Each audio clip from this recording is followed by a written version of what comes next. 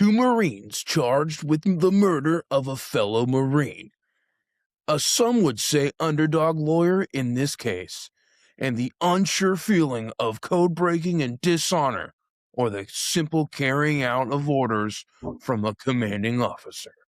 The fat lady will sing, because tonight we do a discussion of sorts on the late, great Rob Reiner's courtroom classic, A Few Good Men.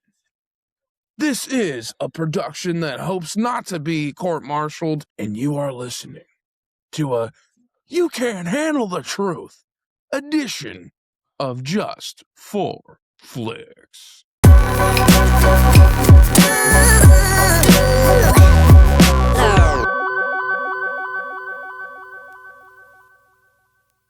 What's going on, guys? It's your boy, Patty B.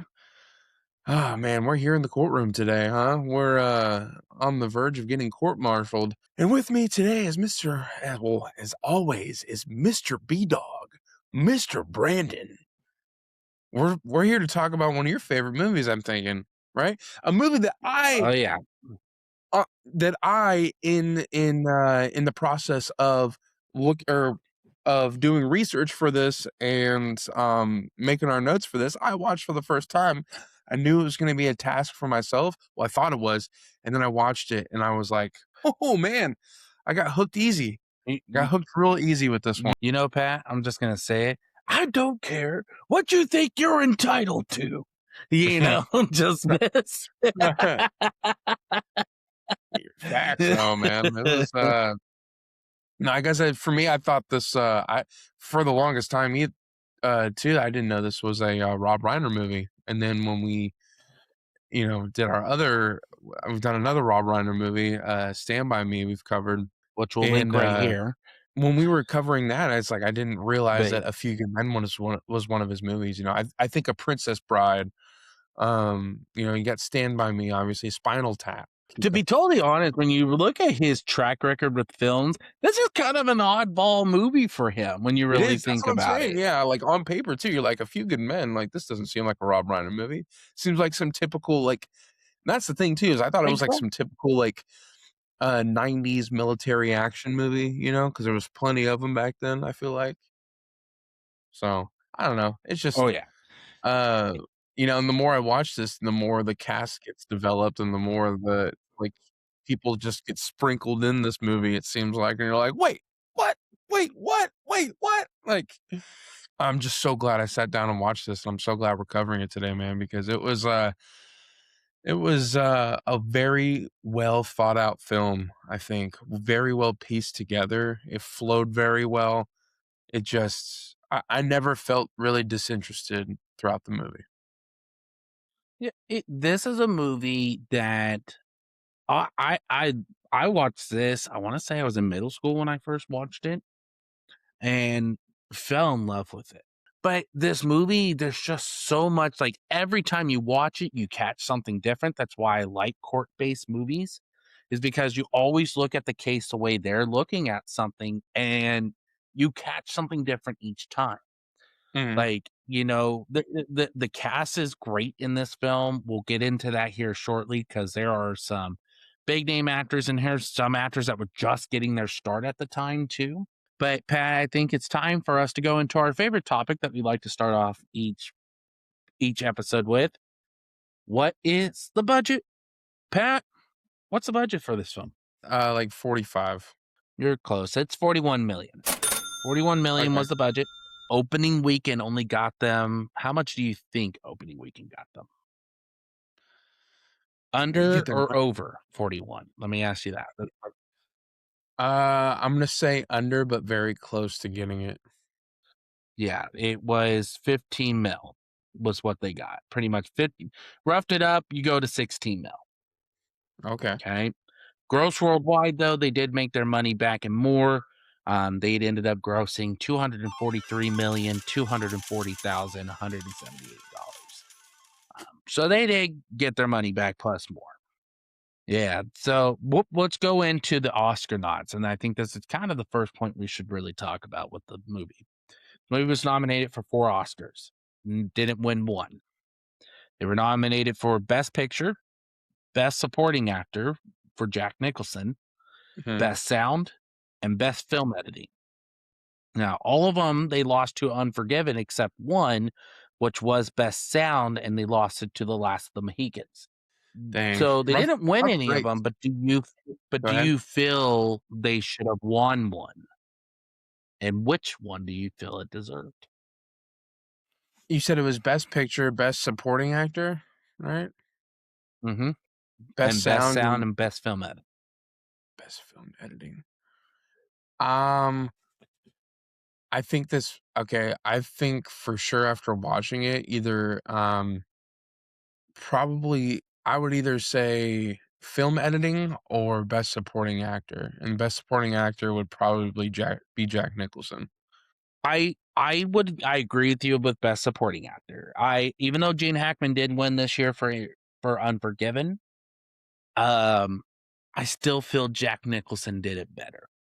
Mhm. And what? He was only in the movie like maybe Well, 20, 30 minutes? and that's one of my gripes about this film, and we'll get into it later, but yeah, I don't think I think that's also something you could look at the other way too and be like, "I don't think he's in it enough for me to really even give him."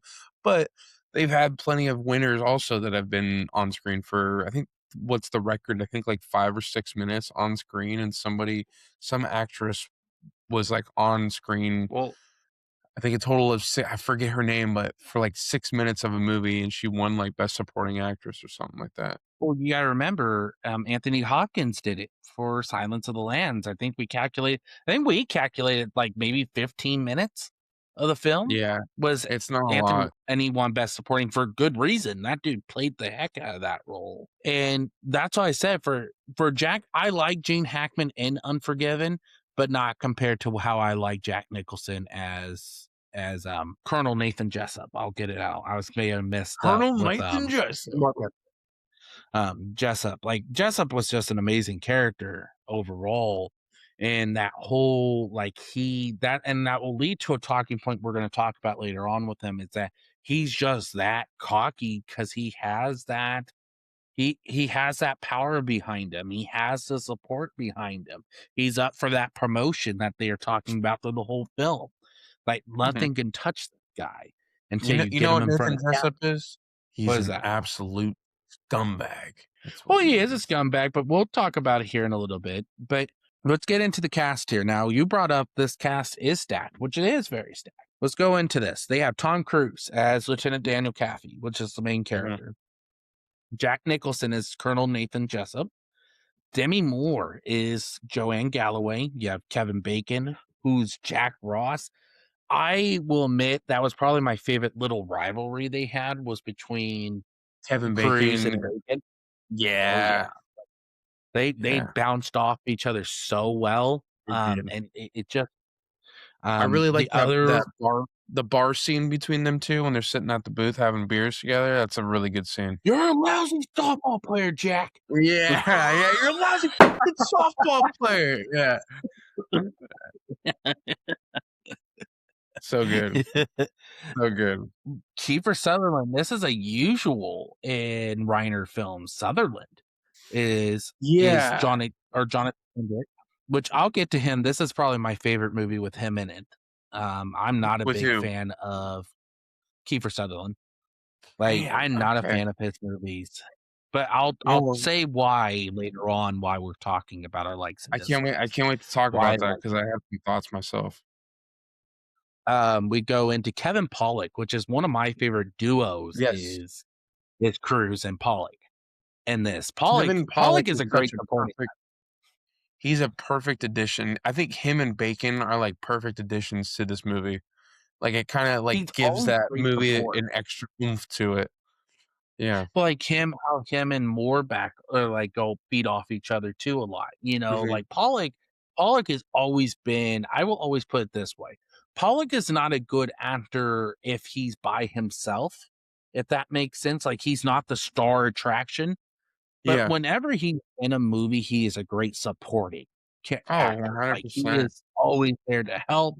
He supports the characters a lot better than we realize. He and most actors really bounce off him really well. The Usual Suspects.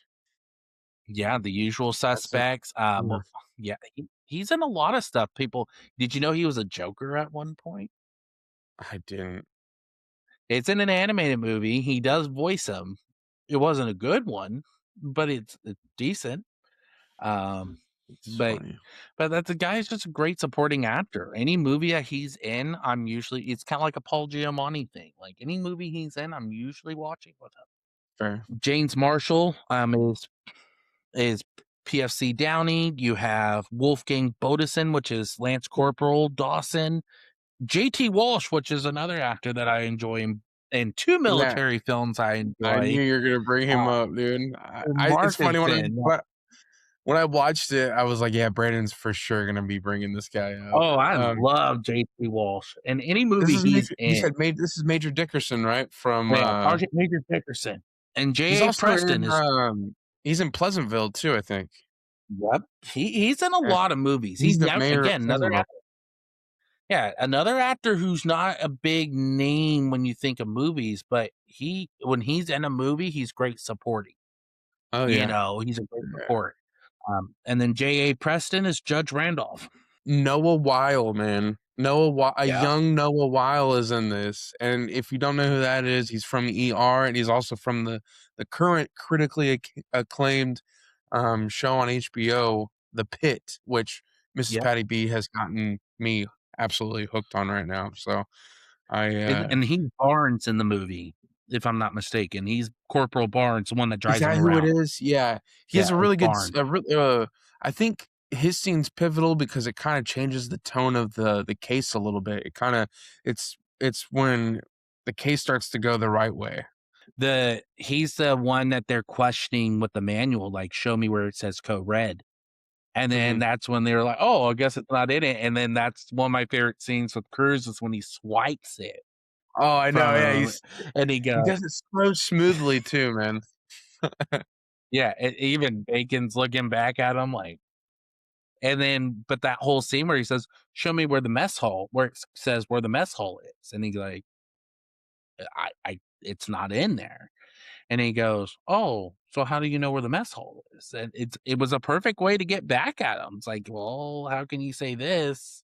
And then this isn't even in here. It's just a standing it's like it's standard. Everybody knows what it is, you know." And it was such a good scene, but that's why I said, like, there's just a lot of big name actors people don't tend to think about in this movie. And I would put it as one of the more star-studded films that Reiner has done when you really Yeah, I think think so about the too. movie. Like, yeah, Harry Met Sally, but you gotta remember that was kind of what? Start of Billy Crystal's kind of stardom a little bit. Meg Yeah, Ryan too, you know, and Princess Bride is probably the other closest one we've gotten with stardom, but I mean, again, those are mostly Stand by Me's got quite a few people in it, but also like at a lot the beginning of a lot of their careers too. You know, well, yeah, I so remember that was Jerry O'Connell's River Phoenix, Kiefer Sutherland was coming too through that. There was yeah. a lot of actors in that movie I mean, too, that's but pre Lost Boys Kiefer Sutherland too. yeah. He didn't direct Lost Boys, right? I can't remember who No, Joel directed Lost Boys. Schumacher did. Thank you. I was like, I don't know why I was getting Reiner's head name in Dude, there with Lost Boys. My first point I want to bring up is kind of just more of a generalized talking point here. When you look at A Few Good Men, do you ultimately feel like it's arguing that truth should always come out, or that society depends on people who operate in moral gray areas to function? I think from watching this, I would lean more on the second option there. There's kind of an expected obedience to everything. I mean, you see examples of that throughout the whole film. I mean, that's a big reason why what happens happens, from what we find out, with the whole Code Red situation. But no, I just think it's fair to say that there's this moral ground that they find from staying loyal to the Marine Corps, from there's this code that you don't break. It's like a brotherhood and everything, and I don't know. It leans and it gives more suggestiveness, or it suggests that it's okay to think that way. so to speak, but you also see the repercussions from it too. Um, I don't know. And I agree That's just with that. kind of way I I perceive it a little bit. I think you kinda see that through the whole film, and I think that was a great way when I was thinking about it more and more, I was like, "Yeah, that's such a kind of a neat way to kinda look at it," is because everybody, the way they look at this trial is like, "Seriously, why are we doing this?" You know, "Why are we going through this?" You see the whole time with even, like, Caffey and, Ross, when they're sitting there talking back and forth about just making a plea deal, it's just because this Oh, is man. something that Yeah. again, this is, I think, what Jessup wanted. When you really look at the whole thing, they ain't gonna touch me. They're gonna wanna settle this because they're not gonna want to deal with all this. That's how you have to look at the whole film, is that the whole time, even Caffey wanted to get out of it. He wants like, "Oh, this is nothing. We'll get him for 2 years and that's it, and they'll serve maybe 6 months. It's done." Doesn't have a care in the world about anything else. Mhm. That's why I said I feel like in the sense of this, it actually goes off more that that society depends on people who operate in moral gray areas. Because again, this was just gonna be passed on. It was gonna be something that, "Oh, I don't care." If it wasn't for Galloway being the catalyst to make Caffey change, I think it would have went the way Jessup wanted. No. And that's the whole thing. Jessup would have never been brought to justice. But that's why I said, but then also too, you also have the 2 Marines with Dawson and Downey. You Mhm. have those 2 that also go like, "I was ordered to do this. This isn't, like, if we don't go with the orders, we're trashed. We're not following orders, we're disobeying orders." So that's another way you can look at it, is that these 2 followed the orders and did a morally great thing, but didn't realize the repercussions that were going to come with it, Mhm. with Santiago unfortunately passing. One of the big scenes to me that stands that out for those 2 is their code scene when they're telling, Caffey and, Weinberg when they're talking about duty, honor, God, country. Mhm. That's a big scene in that because it It doesn't is. look like it is a big scene that would talk about this. But when you have them just go off that, it's like, look, I'm doing what I'm being told and what's necessary. Yeah. That's Yeah. a really yeah, no, that's easily one of my favorite scenes in the movie. Besides the lunch, I think the lunch scene is also I think my actual favorite scene in the The movie. the lunch scene was probably one of my favorite shot scenes in the whole movie. Yeah. And no, it's fair to say, I think, because you get an example with that with everyone, even Kiefer Sutherland's character. You could tell like he how obedient he is to Jack Nicholson's character and how much he's willing to follow him. I mean, Yep. he also talks about Santiago in not a good way too, because Santiago betrayed them in a way. He That's just the way from what the way they perceived, you know. That's why I said it's a great point to bring up now. The second point I wanna bring up is going to Caffey. Now, do you feel Daniel Kaffee wins the case because he becomes a better lawyer, or because he finally takes moral responsibility instead of hiding behind shortcuts? Mm, I feel like there's I feel like there's a little bit of both in there. Because you see I feel like you with the lawyer side, you kinda see him get better and better throughout the case. The Mhm. way he's sharper, um, I mean, even, like, that whole part when he's drunk and he's given up and you got Kevin Paul dude, there's so many good one-liners in this, but, But like, see, Kevin that Paul scene is probably one of my favorite scenes of Tom Cruise is when he's drunk, Mhm, and that's probably one of my favorite scenes of his overall, is how he's going off on Galloway and Weinberg about the yeah, whole case. It's uh-huh, just really well done for Tom Cruise, and you don't ever hear me praise Tom Cruise that often. I know. Well, and I think it's, like, right then and there, they kinda find a way to, turn this thing around and go in the right direction. Yeah. And with the moral shortcuts, I think also there's been plenty of examples for him to learn throughout this movie too, like what we just talked about with him and Dawson. Like Mhm.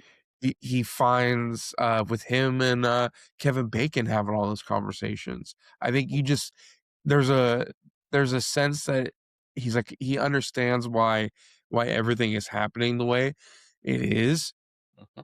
but again, it's also mixed in with him being a better lawyer.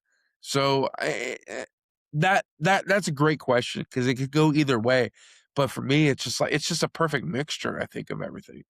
I feel I mean, like there's examples for everything, I guess, is what I'm saying. and see, and here's another point or like another thing I'll throw in with this question too, is Galloway. That's the importance of Galloway in this film, Demi Moore's character. Oh yeah. She is the one that changes how Cat looks at things. It's the way like she, for her, there's so much more to this case than what we think it is. For Caffey, it's like 12 years. I'm going to give him 12 years. And then he's able to get it down to 2 years with six, pretty much time served plus 6 months, So Mhm. that's the whole thing. Like he's just trying to get out of it. But you can tell because what? He closed what? How many cases? 44 cases? And I'm Something at like that, 43. yeah. Yeah, because he was going to win his 45th would give him a set of steak knives. That's what he said. So, Yeah. but Yeah. Gotta get them steak knives. yeah, and then during that fight scene, Galloway goes, "I'm sorry, you're not gonna get that set of steak knives," like, but that's the whole thing is that I agree. I feel like Dawson also changes him and how he looks at things because remember, he's pissed with Dawson because he's going, "Look, I can get you 2 years and that, and you'd be dishonorably discharged," but that's the whole thing with Dawson. He doesn't want that. Let the court decide what it has for me. I did what was necessary. I did what I was told. You don't understand that because, again, I think that's the whole thing too, is that you could tell Caffey's in the military just to do his time, if that makes sense. Like he's there Yeah. to do what he needs to do. Dawson joins because Dawson is a Marine, true and true. That's how you have to look at things. Well, there's that one scene where Galloway is like, "Look, our client is looking for or needs advice, and you're over here playing baseball." Like, Yeah, well, that was the whole thing. Like, why has your clients been sitting in there for 6 hours and you haven't even had a lick to even try to talk with them? That's the whole thing. Damn, and how he looks at it, and then that's when she becomes co-counsel with him because now she's representing Downey. mhm, So that's the whole thing. Like, I just that's the whole thing. Like, I feel like it's more of him because the other part that we haven't talked about yet is how his dad was. Now we'd see throughout the film, his dad was a big shot lawyer and a big time judge. And the whole thing goes down to is that even during his drunk scene, that's why that drunk scene's so important because a lot of stuff comes out. And mhm, part of it was, am I even that good of a lawyer? And then how he's having that conversation with Weinberg when he's going, do you think my dad would have done it? And he goes, what the evidence you have? Not in a million years. But it's essentially kind of like, what else do you have left to lose? yeah. At this point, you either can put him on the stand and be happy that you at least did and look at it as you've done everything you can. But you can't push it too far because if you do, you could be court martialed and you can get in a lot of trouble. you know. But at this point, I kind of thought too the same things. Like I have nothing to lose at this point. Either I continue to sit here and let them win, or I pull out my jack of all trades and be like, Mhm, "This is what we're going to do." So I yeah. do feel like he has learned the tricks of the courtroom and all that, but you can tell he's very inexperienced because he doesn't want to touch a courtroom. He's just, But I'll make a deal. he's also very smooth, man. Oh yeah, Like he knows his that's one thing. stuff. That's the whole thing. He knows what he's talking about, but he doesn't want to touch a courtroom. Yeah, and he just like he's a smart ass, which is awesome. Like there's a lot of good that's one thing too, and kind of a side note, but for think I slept on Rob Reiner's dialogue game, man, because that's what kind of makes this movie is the dialogue between characters, and there's like also how many scenes do we have that's just driven on just really good dialogue? Like A lot. the whole lunch scene, man, is so good when he has no further questions, and then Galloway is just like, "No, I have some more stuff." He's like, "No, you don't." I'm like, "Ah." Well, it's the So same thing with Ross and Caffey. There's yeah, Weinberg and Caffey has great scenes. And of course, the most iconic ones comes from Jessup and Caffey. That's the whole thing is all of them feed off each other, and that's what makes it so interesting. But I feel too, part of the thing that changes him too is because during the movie, Markinson goes missing. He goes mhm, pretty much not. I wouldn't. Well, you can call it AWOL because technically he did go without telling anybody where he was going. But he shows up in the back of Caffey's car, which we'll talk about because that is one of my favorite scenes in the movie. And you see like a whole change in Caffey. Like he wants to nail Kendrick, but now he's got Markison on their side. yeah, And that whole like aspect changed the whole case. But then he does what he does where he unalives himself, and that's the end of it. mhm. There's really nothing else he can go off of.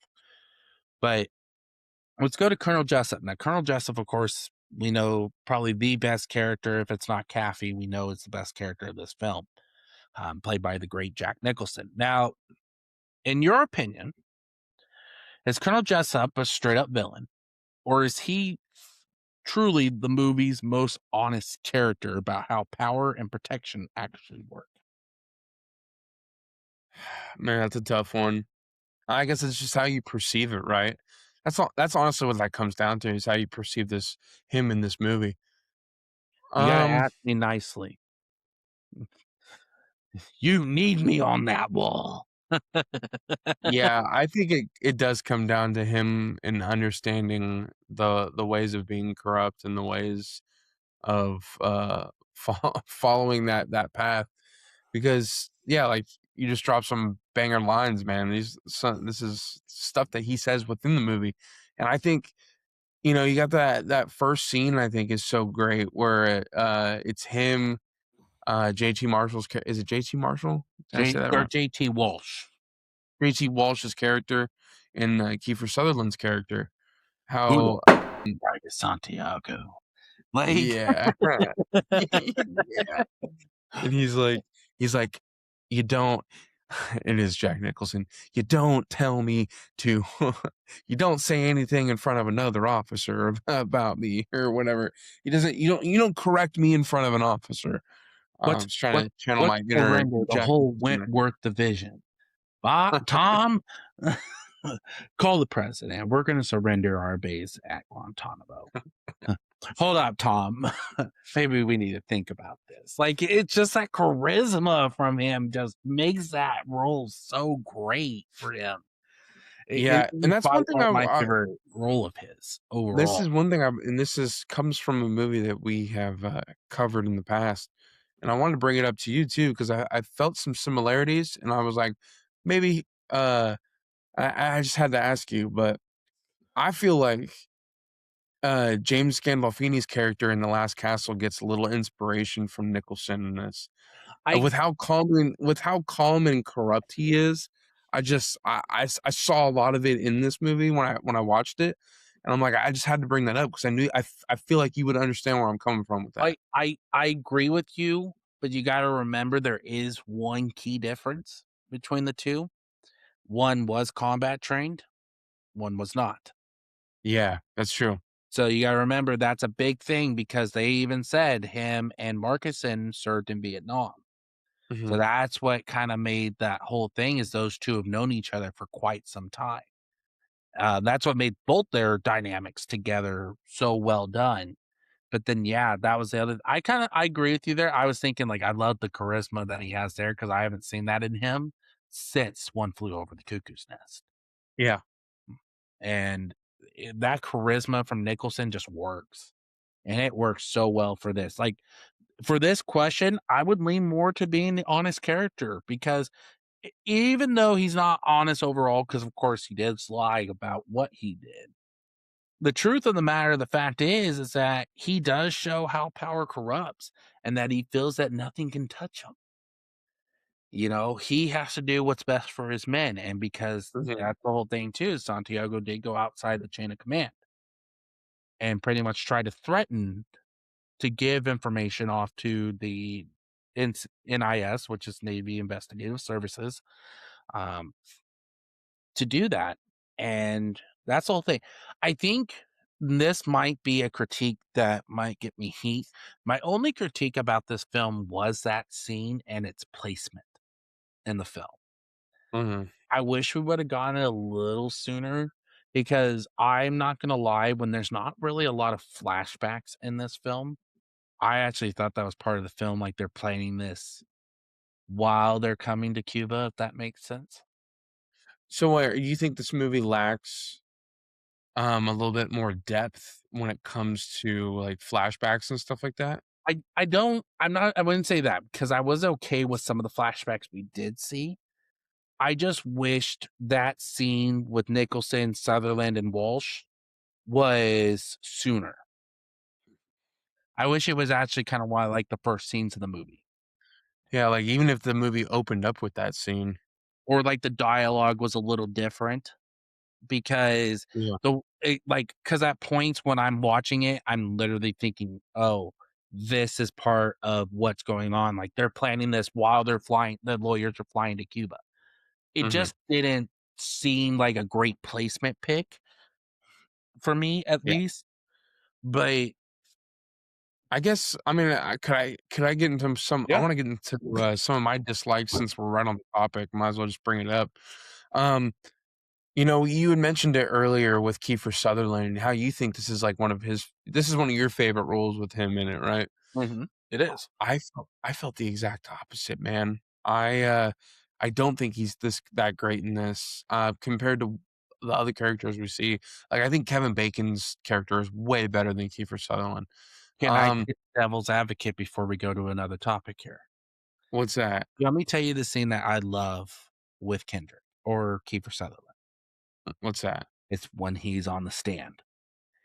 He Yeah. portrays the ruffled, feathered lieutenant so well because Caffey got under his skin. Mhm. If I give props to that actor for one thing, is he can play a really good ruffled, feathered, like I'm affected by what you said type of actor. And he's so good at it. I know we talked about that in Stand By Me. He did that a lot. Just the way his whole emotion, I specifically told them, like, just the way he got flustered. It Yeah. just, that scene right there is made me go, just made me rewatching it again today. It just made me go, I really like him in this movie. Well, I do like the tension between him and Caffey for sure. Oh, yeah. Like, the whole when he asks him, he's like, "Is there a problem?" He's like, "No, I like you Navy boys." He's When we like, need a "Whenever we ride, gotta you go keep us right. somewhere, you guys always give us a ride." Or like how he was with Galloway. You know what? I believe in our Lord and Savior Jesus Christ. And I can tell you this, and it's because of that I can say this. He goes, Santiago is dead, and that is a tragedy. But it's because he had no code, no honor, and God saw it. It's just like, damn, that's cold. Yeah. Yeah. He is a little ruthless in this for sure. Oh, and but you get that also from it's the same mentality as Jack Nicholson's character too, man. But I Like, feel like with Kiefer Sutherland does really good in playing cold characters. Like he's going to tell you as it is, if you like it or not. This is the type of person he is. yeah. And when he plays a role that has charisma, I don't know if I truly like it. That's why I like him in the colder roles like this movie, just because he portrays it so well. Like Yeah. he nothing's going to shake him, and then when you finally see the moment somebody did shake him, it's just feels so natural, if I that makes think that makes I think it makes sense with you saying, the whole charisma thing because I think he's got a bunch of charisma in Stand By Me, and you don't really like his role in that as what we talked about. I don't. I feel like there could have been other actors who could portray that role better than him. Yeah. And it's not being mean, it's just like him in Lost Boys. See, I don't know why, but I like him more in Lost Boys than I like him in Stand By Me. Mhm. But for me in this movie, it's what made me just go, okay, I could like because this is the same type of character he kind of plays. Not the same character, because of course one's a racist role and one's a military role, but like how he plays in The Time to Kill. Like that movie, Mhm. he plays such a cold character. and that's what makes it. That's what makes him such a great actor. I like him in Phone Booth. You don't even really see Well, him. yeah, Phone Booth. I forget he's in Phone Booth. But yeah, you got a point there. Like even in 24, how he is. That's why I said there's a lot of roles with him that if he plays a cold character, I usually tend to like him more because I don't like him with a little bit of charisma. I like that. I like when he plays, like, I hate to say it, kind of plays himself. Yeah. And it's sad because his dad's nothing like it with Donald Sutherland. Nothing like it whatsoever. But that's why I said, like, him with Kiefer Sutherland in this movie, just I can't rag on him in this movie. He is Mm. one of those actors like Tom Cruise. I love to rag on a lot. This one I couldn't rag on Can't either. really in this. I They're think both this. great. I think for me, me. I really enjoy Tom Cruise. I don't think he is really I mean, I don't think he's made a bad movie. Maybe some of those Mission Impossible movies. I really haven't gotten into those yet. But I will say this, I think after watching this for the first time and really seeing like what this movie is, I would say this is for sure a top 5 role of mine for him. You want me to take Um, one movie that might go above this? And he's only in it for a small amount of time, but it makes me laugh every time I see him. It's Tropic. Tropic Thunder. Yeah, Oh you my you god. have to. Like, "You shove me right up your." Yeah. They're always He's like, "Could be a flaming dragon." Face.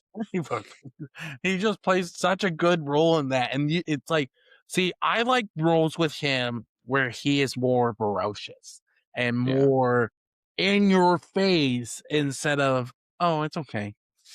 Yeah, yeah." No, I like him where, like in this movie, "Did you order the cold red? You're damn right I did." Like, it's just those moments with Tom Cruise, he excels in. Uh-huh. When he's emotional, you can tell it, and he's great at it. I think the emotional aspect too is part of one of the reasons why I think I enjoyed Eyes Wide Shut so much. Yeah, I Just can because see there's a that. lot of more in-depth scenes with him, Yep. and also just that movie is shot so brilliantly, but not to But be off topic. I wanna go back to dislikes real quick.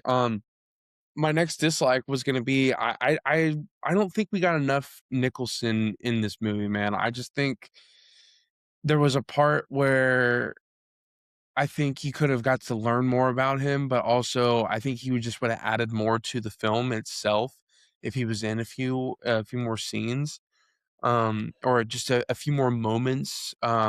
Not that there wasn't any forgettable moments with him, but I just feel like I don't know, with how good of a character it like, was, it would have been nice to see more of him. let me ask you this: what would you have wanted to see more of him? Would you have rather him like?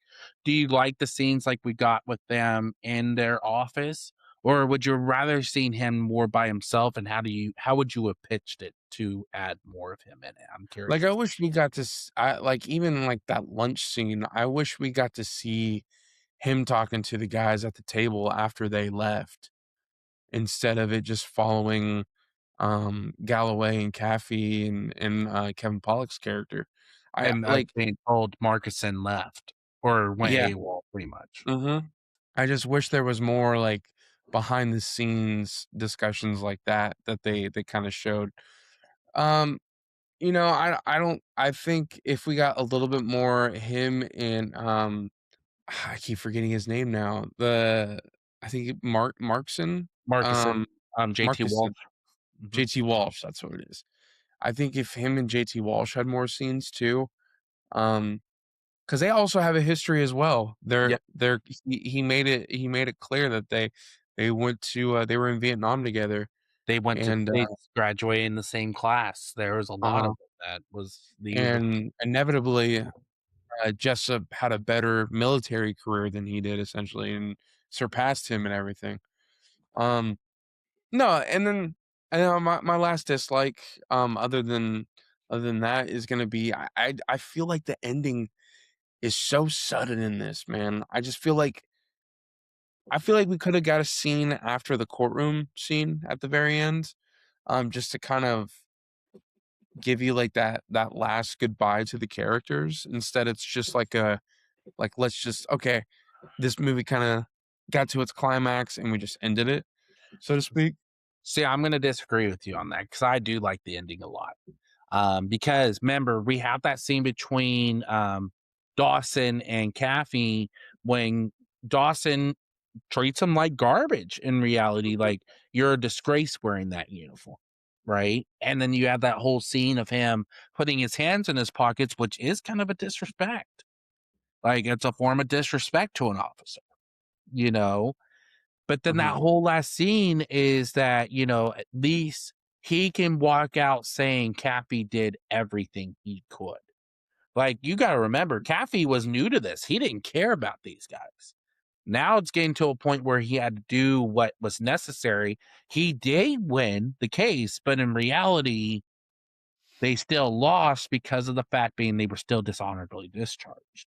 Mhm. So in reality, there's still a sense of respect. That whole last scene's like there's an officer on deck, that whole scene meant a lot because remember, Dawson had no respect for Caffey. And now it's like, hey, you're one of us now, kind of thing. Like, you are a soldier. You're willing to go over and beyond your job duty to do what's necessary. So there's a lot of respect there between us. So I will disagree on that end with you. I I get That's what the fair. Nicholson part. Um, I wish we would have gotten more, but for what we've gotten and heard his name more, I actually was okay with it. Like it didn't bug me as much as that, but I kind of see where you're coming from, like having that moment at the table or kind of seeing Markinson a little bit more kind of going AWOL a little bit. Because my favorite scene in the movie is when he shows up in the middle in his car. He's like, "You left your car unlocked." But that whole thing is it goes behind the mystery behind Markinson because remember, Mhm. Markinson was counterintelligence. So it's like they keep on saying, if he doesn't want to be found, you ain't gonna find him. He's gonna find you. And that's him just showing up in the back of his car, like, you left your car unlocked. Jesus Christ, like Yeah, but he's got kind of like an ominous aura to him too in this movie. I yeah, think he does that. He plays that very well, I he's the think. one that turns the tides of this case when you Mhm. really think about it.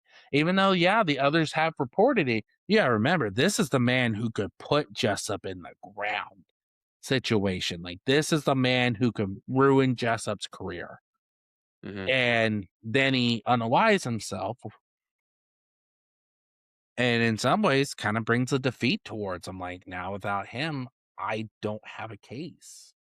Mhm. I don't have anything. Um, I love the description that he gives for that scene too when Cruz is all drunk, say, dressed up in his nice blues, like just going all off on it, all pissed off. But that's the whole thing with the whole movie. I my likes and I don't have a lot of dislikes other than that one scene with Jessup and Markinson and Kendrick. I wish we Mhm. just got a little sooner because I did feel like it was a little out of place. Um, Yeah. but other than that, the casting was great for this film. The shots are great in this film. I really enjoyed it. Just there's really no dislikes about the film that I have. Now, Hold on real quick. Notable and favorite shot real I want to bring up too that I enjoyed that caught my eye is when they're walking down the corridor with Kiefer Sutherland's character when they're first going there, and I think they're going. Actually, I think they're either that or they're meeting Kevin Bacon's character for the first time, and they go down this corridor. And I guess it's just the lighting in the corridor. It's such a cool shot. It's just like it's like almost like showing like a hallway shot, like it's like a funnel, and they're that's with walking Kiefer towards you. Sutherland when they're going to Santiago. Yeah, it caught my eye. I think the lighting with it, but no, there's a lot of good. Like you said, the lunch scene has a lot of good shots in it and everything. But no, The I lunch think scene, the courtroom scenes are really well shot. mhm, Like I said, each time they're in a room, it's really well done how they shoot it. Like even how they have it in when they're in like the interrogation room. I always love the way they shoot those scenes. because it's close quarters, everything. The colors are really great. I know I'm really technical now with colors in movies. Thanks, Akira. But just the point that it just sets that standard so well. Mhm. And Reiner never does bad with shots in a movie. Like his shots are great. Uh, Mhm. but that's why I said like just the. But I agree. I feel like this is a very slept on movie of his compared to something like Princess Bride, When Harry Met Sally, and all that because it's probably his best dialogue film. Period. Like he is such a great dialogue writer Yeah. or director. But the next question I have here, and this will kind of start ending us out here. Let's talk about the Code Red. Now, the Code Red was pretty much the premise of the whole story of what the defense was going after through the whole film. Is that this was Code Red situation. They were ordered to do something and it turned into something tragic. In your eyes, who is actually responsible for Private Santiago's death? Was it Dawson and Downey, or was it the officers who encouraged it? I feel like it has to go with the chain of command, and I feel like you have to go with the officers. Mhm. That's I where mean, I'm at.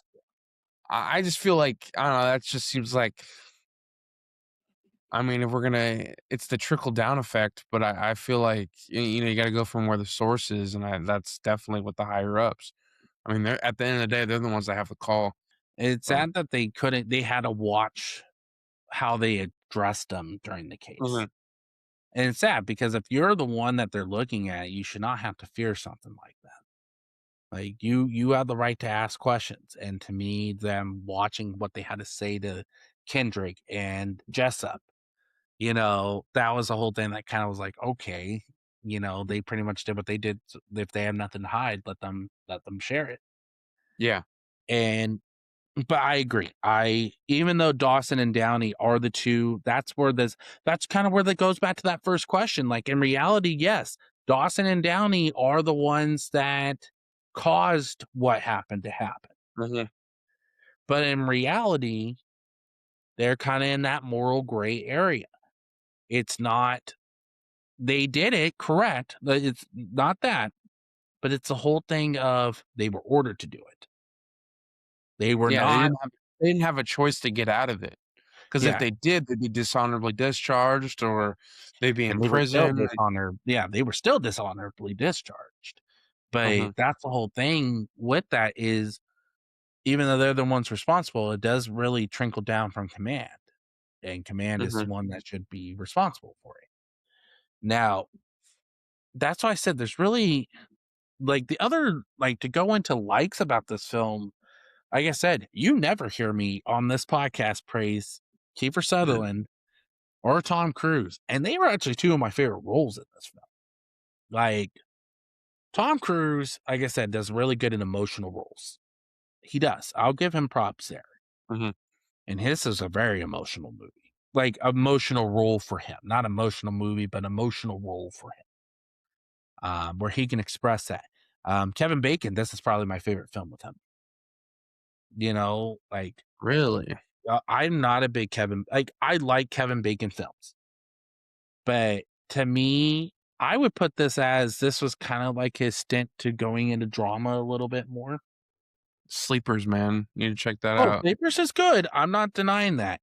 I just feel like for this movie, it's sad because he's a big name actor.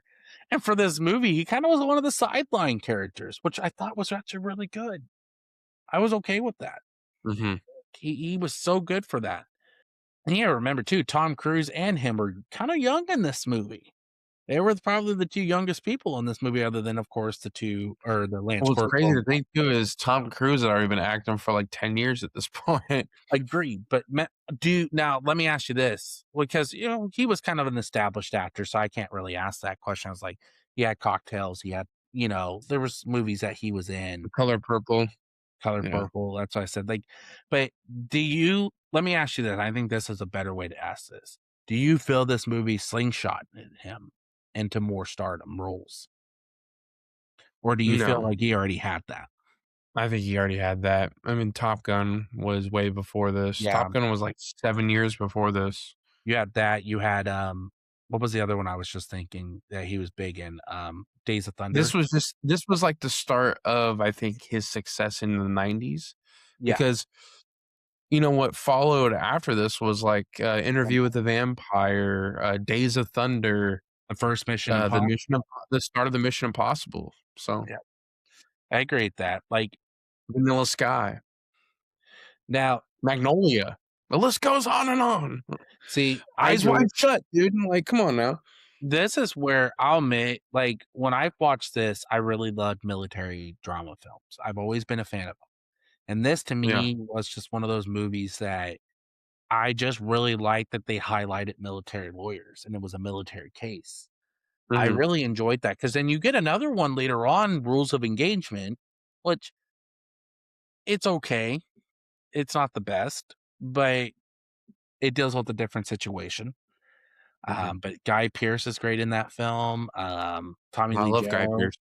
Yeah, have you ever seen Rules of Engagement? No, I'll put it on my list. Yeah, it's the main 3 actors, Guy Pearce, Samuel Okay. Jackson, and Tommy Lee Jones. All 3 actors I know you'll watch. It's actually it's decent, not compared to this one. This one is actually a lot better to me in my eyes, um, but that's why I said, like, there's really no ifs, ands, or buts here with this movie. This is one of my favorite movies of all time. Mhm. If we ever redid our list for our top 10 movies on an island, this probably would go up there. And I'll kind of start it off with rankings for this film, Pat. Or unless do you have any other likes and dislikes about the film before we No, go? I think I said what everything I needed to say with it, man. I enjoyed this movie. I'm glad that we chose this topic to talk about, and that's why I love doing this, man. Is just because I open my horizons to, and yeah, I think you do too, for what just I love watching new movies I haven't seen before. I love watching movies that I've always heard about and never got to see. And this was one of those. I think this was an experience for me for sure. So, Well, it's no, one of the I enjoyed this movie. it's and another good thing to bring up is just the way they look at the case and how each one of Mhm. them works so well off it. Like, I love, like, when, oh gosh, I'm gonna hate that I don't remember names. When Ross is trying to call up every member of Wentworth Division, and he's like, "We can go through this whole company with 40 something people in it, but they're gonna say the same thing as others. So can we just?" And they're like, "Counsel, oh, we're willing to acquit on that." It's like, come on, like it's like if you were just planning on that the whole time, it's like, come on, that's just wasting time. Yeah, why did we go through all the trouble? Exactly. And then you get those moments like you have with the medical doctor. That was kind of another big thing to me we haven't really discussed, the medical doctor, because that's when Galloway kind of starts going in like, hey, and I want to talk about her quick and then we'll kind of go because we've talked about Pollock, we've talked about Cruz. We haven't really talked about Demi Moore. And Demi Moore was a great character for this movie. Yeah. My favorite part of the movie is when she goes in, he goes, "We need you to lead the. Why don't you get yourself some coffee?" And say, "I'm good, sir." Lieutenant Commander Galloway, I need you to lead the room so we can talk behind your back. Okay. Yeah. Yeah. Yeah. But like just With her in the film was just great support for Caffey because I feel it's like you well, said, without her, Caffey would have not changed. Caffey would mm-mm, have been the same person. He would have taken the 100%. plea bargain. He would have did everything. But just like you said, you even brought up the lunch scene. Like that whole scene was great with her. Like she was the one that was pressuring Jessup. And Mhm. I loved how she netted back down on him. Like, I'm still waiting for an answer. Yeah. And Jessup would come back over his authoritarian spy, but you can tell at that point he's hiding something that he doesn't want to reveal. And to see how she is through that whole film, but you can also see she still struggles with things too, because like during hers and Caffey's dinner, like crab eating, she even mentions, Yeah. "I want to prove that I'm a good lawyer. I want to prove that I'm this." because I do feel like people underestimate her. It's like they said, she's a great researcher. She's a great person to investigate, but they didn't feel that sense of urgency to have her on the case, and so they gave it to Caffey. I But think go ahead. I think also too is like uh her character kind of gave this movie a different the thing it needed to stand out, you Yep. know? And the what I'm talking about is I think for once you get a female who a role of a female that's in a higher ranking than other men.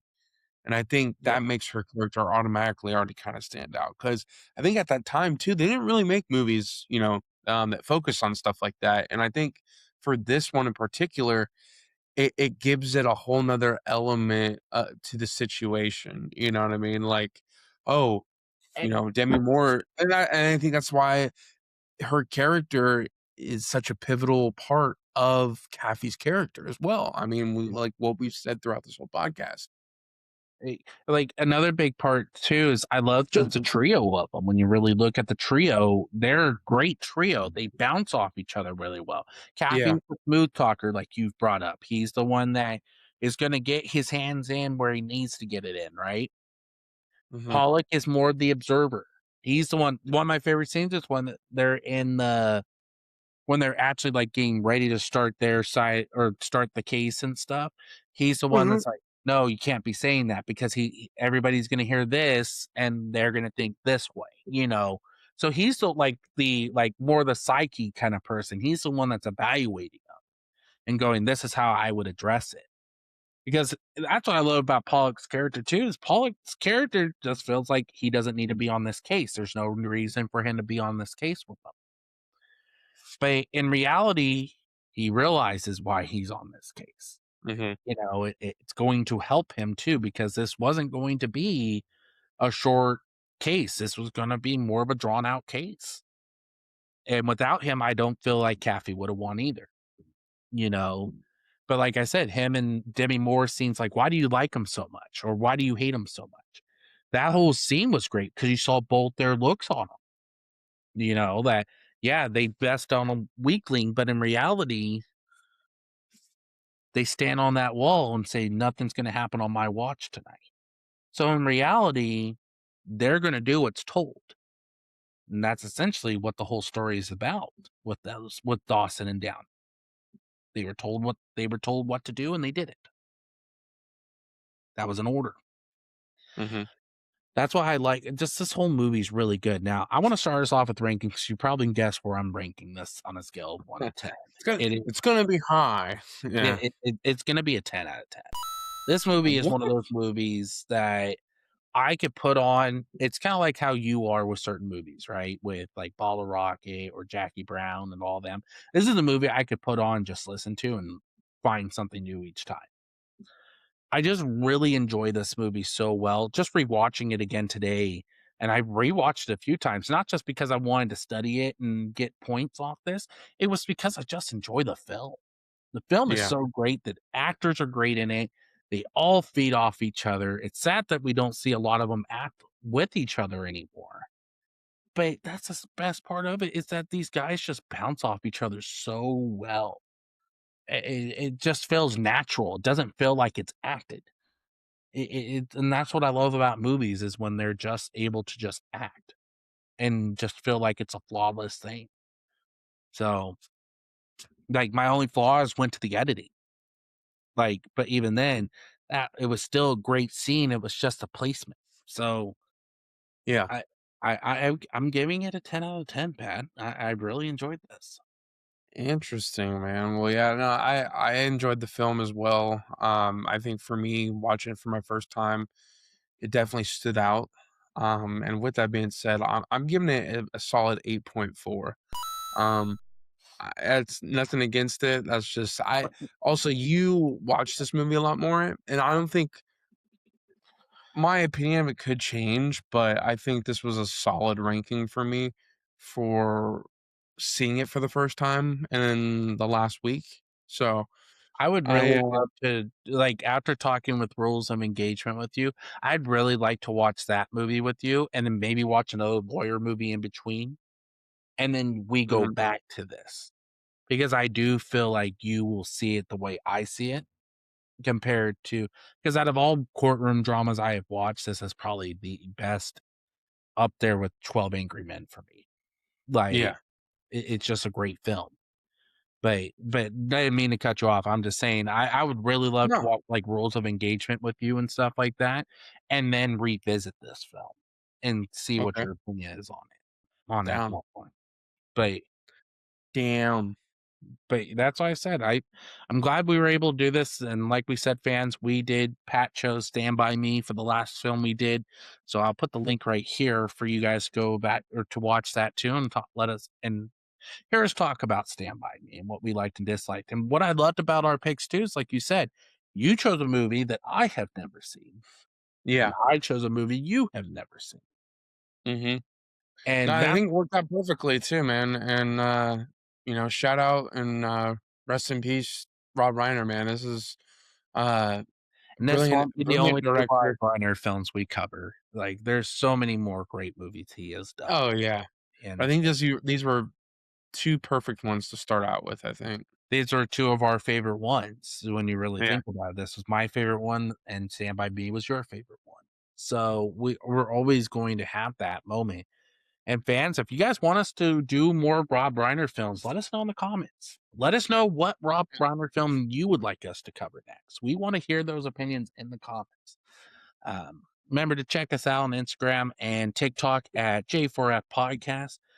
Also, if you like this content, you want more of it, remember to hit that like button. Subscribe to the YouTube channel and hit that bell notification so you never miss an episode. And I'll turn over to Patty B to take us out. Yeah, thank you guys for everything. Go check me out at Letterboxd, your boy Patty B. Always love sharing new movies I've watched, movies I've seen before. It's always fun to interact with people on that. Thank you, B-Dawg, as always. Thank you for showing me the way on this film. And You did I'm handle glad. the trick and you handled it well. Oh, thank you, Wow. appreciate that, And remember, we do it just for flicks.